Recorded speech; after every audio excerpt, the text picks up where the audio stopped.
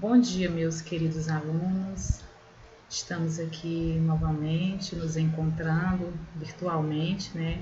Espero que todos estejam bem, estejam na paz.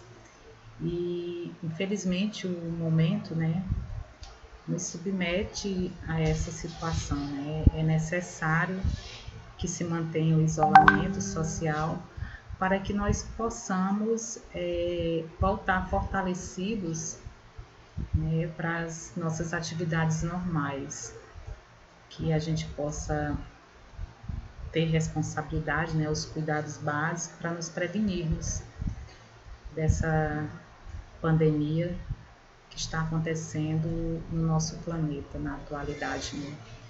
Então, queridos alunos, também deixando aqui uma observação, que alguns alunos ainda não me entregaram algumas atividades que foram passadas para vocês. E queria informar para vocês que essas atividades, elas estão contando com qualitativo e com quantitativo futuro aí, certo? E que vocês, marcando também a presença de vocês. Então, estejam atentos a essas atividades para que a gente também possa estar interagindo, tirando as dúvidas de vocês. Então, nós vamos dar início hoje, só fazendo aqui uma pequena revisão do eclipse, né? Nós já falamos no slide anterior sobre os movimentos da Terra e da Lua, e agora nós vamos falar um pouco só sobre o eclipse lunar e o solar, para que a gente possa fazer a correção da atividade, né, que foi proposta na última aula. Então, agora a gente vai observar essa imagem, né, está no livro de vocês. Eu gostaria que vocês prestassem atenção, né, nessa explicação, para que a gente possa entender um pouco sobre esse fenômeno que é o eclipse solar e o eclipse lunar. Então, eles mostram, né, nessa posição, como é que ocorre o eclipse solar, né? Nessa posição, a gente observa que o estudante que segura a bola verá toda a parte iluminada, né? Ela está vendo toda a parte iluminada da Terra. A outra parte que ela não vê, que está escura, e essa posição corresponde à posição em que a face da Lua está voltada para a Terra. Está voltado para a Terra e está toda iluminada. Você sabe qual é a fase da Lua, qual essa posição representa, né? Então perceba que essa metade da Lua está sempre iluminada pelo Sol, né? Que o Sol corresponde, essa lanterna corresponde ao Sol. E a bolinha que a outra aluna está segurando seria a Lua, não é isso? Então, mas logo o trajeto ao redor da Terra, a porção iluminada que conseguimos enxergar varia. Agora, a estudante com a bola vai se posicionar como indica a figura 5.21. Observe a metade da bola, iluminada e a metade escura, né, por trás. Então, ela mostra, né, essa posição para que a gente possa entender melhor como é que ocorre o eclipse solar e o eclipse lunar. Aí a gente segue adiante, né, para a gente ver algumas imagens de forma mais específica. Por exemplo, né, essa imagem nos mostra a aluna segurando a Lua, segurando um objeto, né, que representa a Terra, e a lanterna que representa a luz. Aí diz assim, nessa imagem, né, que é para a gente ficar atenta, olhar a bola de frente dos seus olhos, a sua cabeça deve estar na mesma linha que a lanterna e a bola, ou seja, o Sol, a Terra e a Lua tem que ficar alinhada para que haja o eclipse lunar, que é a penumbra total da Lua, não é isso? Então, nessa segunda imagem, a gente observa a posição diferente da primeira. A primeira, quem é que vem? Vem o Sol,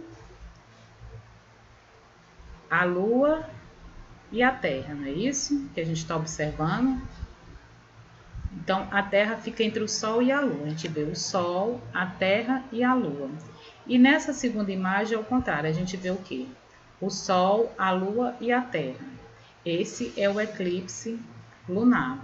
Então, esse fenômeno acontece quando fica nessa posição, tudo alinhado, para que haja realmente toda a penumbra na parte da Lua e como uma parte da Terra. Então, nesse caso, a sombra da Terra é projetada sobre a Lua, encobrindo-a totalmente ou parcialmente. No eclipse lunar, pode-se observar que a sombra da Terra projetada na Lua tem uma forma circular, como estudamos lá no 6º ano, né, que a gente está observando que realmente a Terra tem um modelo esférico.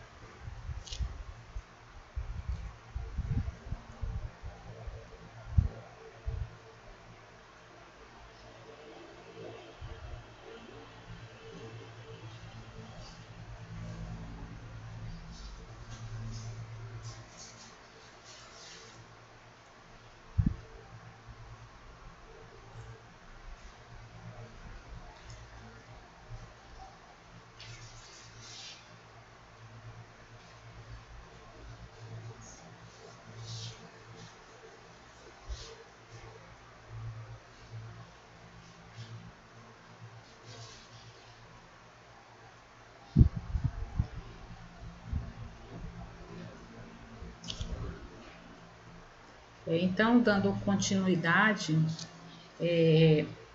nós vamos fazer a correção da nossa atividade, né, que foi proposta na última aula. Então, vamos fazer uma correção. A foto a seguir mostra o pôr do sol em uma praia brasileira, né? Esse é o pôr do sol, numa praia nordestina, né? Jericoacoara, que fica no Ceará. Então, durante o pôr do sol, esse astro parece baixar no horizonte até não poder mais ser visto. Que movimento terrestre está envolvido nesse fenômeno?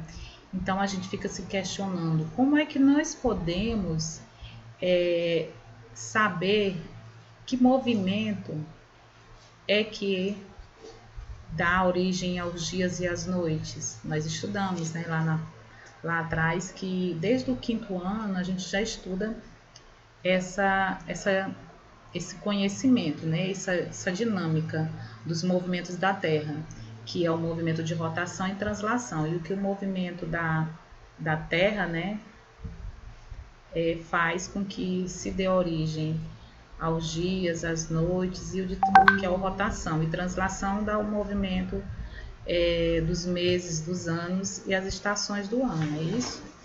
Então, seguindo em frente. Então, a resposta seria o quê? O movimento de rotação. E a segunda questão é para que a gente possa assinalar as afirmativas verdadeiras, né? Aqui nós estamos vendo essas afirmativas, já estão observando quais são as verdadeiras. Então, a gente segue adiante, né? Vamos só comentar as que não estão em vermelho, né? Que já não estão marcadas. As estações do ano são explicadas porque no verão a Terra está mais próxima do Sol do que no inverno. Isso não é verdade, né? Porque as estações do ano, em relação ao verão, ela está mais distante do Sol do que no inverno. Por isso que nós chamamos, né, chuvas de invernos, chuvas de verão. A Lua brilha porque tem luz própria. Na verdade, a Lua não tem luz própria. Ela recebe, né, um astro iluminado. Ela recebe luz do Sol. A quantidade de luz do Sol que chega à Terra é a mesma em todos os pontos da superfície dela. Não é. Nós sabemos que, de acordo com o movimento da Terra, é que nós saberemos identificar os pontos onde a quantidade de luz é maior. E a outra é, no eclipse solar, a Terra está entre o Sol e a Lua. Na verdade, não. No eclipse solar, a Lua está entre o Sol e a Terra. Não é isso? Então, vamos seguir adiante. A terceira questão, né? Ela pergunta, nós observamos aqui esse movimento da Terra em redor do Sol, que a gente vê o eixo de rotação, o movimento que ela faz em torno de si mesmo, e o movimento que ela faz durante todo o ano, que é o movimento de translação. Então ele pergunta, na posição 1, que é essa daqui que vocês estão observando, qual é o hemisfério da Terra que recebe mais luz e calor do Sol? Nessa situação, qual a estação do ano se inicia nesse hemisfério?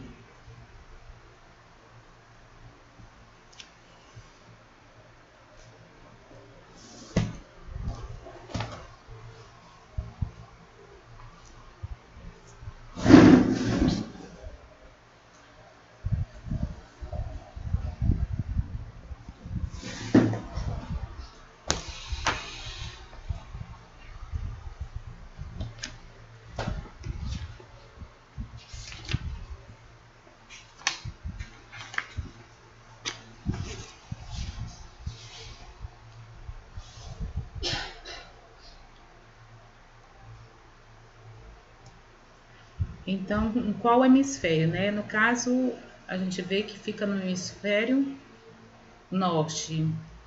E nessa situação, qual a estação do ano? Verão, ok?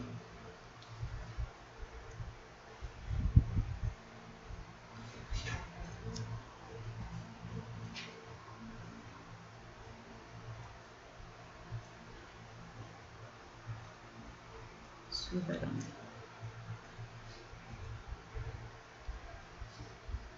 Letra B. Na posição 3, qual é o hemisfério da Terra que recebe mais luz e calor do Sol? Qual é o hemisfério?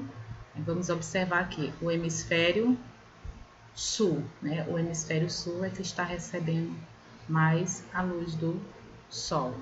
Nessa situação, qual é a estação do ano que se inicia nesse hemisfério? O verão, né? Obviamente. Sabendo que, letra C, né? Sabendo-se que o sentido do movimento de translação da Terra é da posição 1 para a posição 2, qual a estação do ano se inicia no hemisfério sul? Quando a Terra está na posição 2 e na posição 4?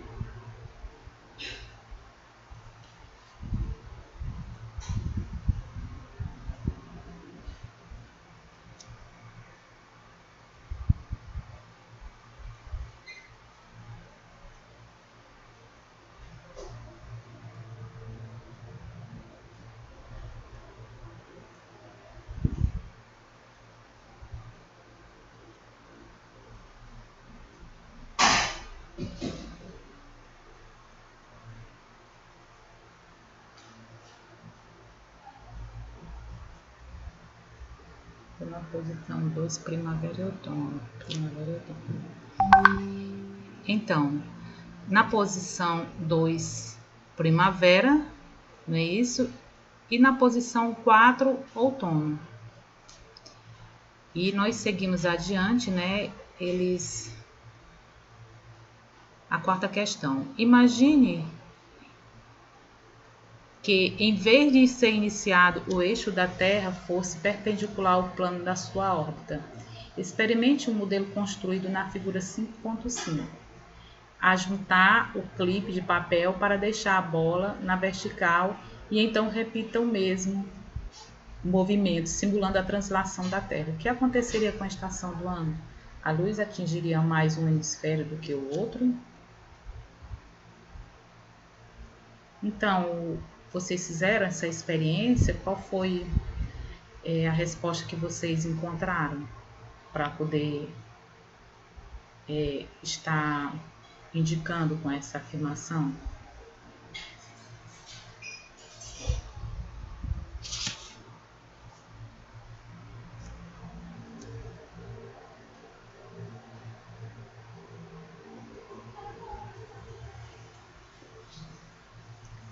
Então, nessa posição, os dois hemisférios seriam igualmente iluminados, ou seja, receberiam a mesma quantidade de luz durante todo o ano, e não haveria diferentes estações do ano.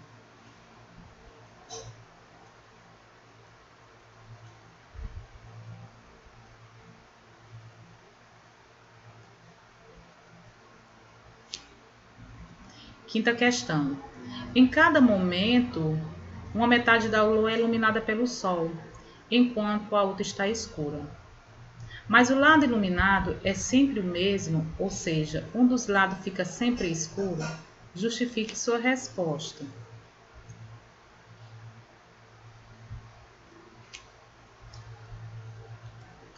Então a resposta é não, né? À medida que a Lua gira em torno da Terra, né, a parte da Lua fica voltada para o Sol e é iluminado, que é iluminada ela muda, não é isso? Então agora nós vamos para a sexta questão.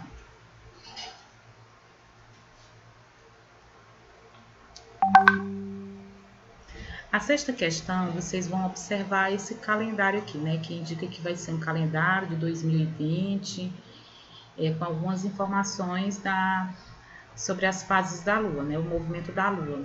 Então, vamos observar como vai acontecer essa mudança no hemisfério sul. Então, ele dá os dias da semana, e nós sabemos que em cada semana ocorre a mudança da Lua, não é isso? Ela vai passar por várias fases. Essas 4 fases, que seria a Lua cheia, a Lua quarto minguante, a nova, quarto crescente, e a gente vai observando. Então, vamos agora para a primeira questão. De acordo com o calendário, em 19 de agosto teremos a Lua nova. Aí ele pede para você desenhar a posição da Terra, da Lua, do Sol, quando ocorre a fase da Lua nova. Então, vocês fizeram esse desenho, deu para poder identificar?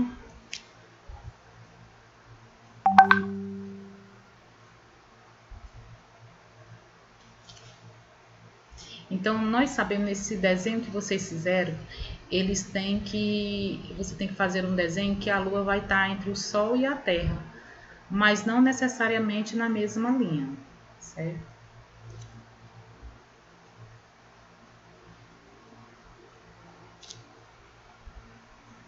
A letra B. O que acontece cerca de 7 dias depois da Lua nova?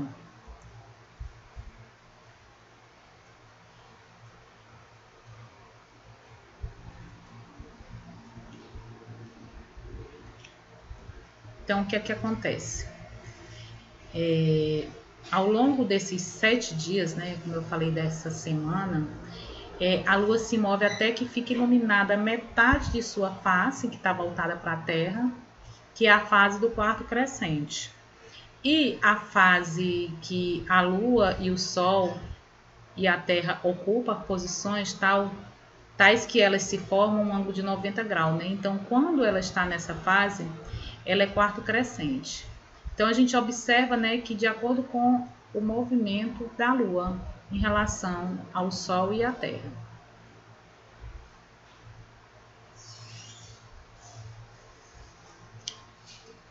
A letra C. A partir de 4 de agosto, teremos impressão de que a Lua está diminuindo de tamanho. E é isso que acontece? Justifique sua resposta. Está dizendo que dia 4 de agosto, né? Aqui está dizendo que esse dia teremos a impressão de que a Lua está diminuindo de tamanho. E é isso que acontece?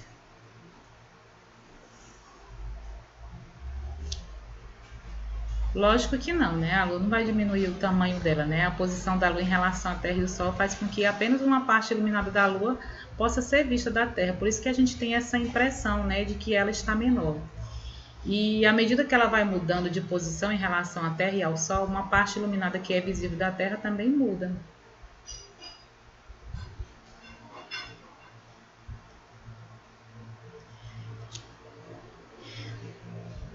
E a outra questão, ela está mostrando um desenho, né, que um grande escritor latim que viveu nos anos de 1230, Johannes de Sabrosco, ele fez uma ilustração do eclipse solar e do eclipse lunar, mostrando que a Terra, né, ela como se ela fosse o centro do universo, que tudo girava em torno dela, não é isso? Então ele faz essa demonstração aqui.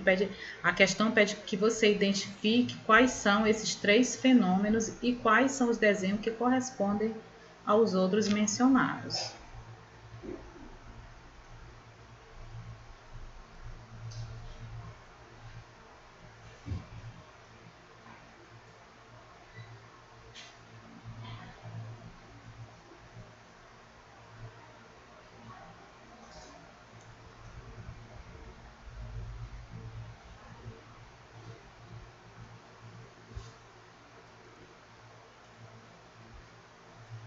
Então, né, esse primeiro aqui a gente vê que é o eclipse solar, né, que a Lua ilumina toda a parte da Terra, e esse é o eclipse lunar, ok? Onde a parte, né, da Lua, né, fica totalmente escura, ok?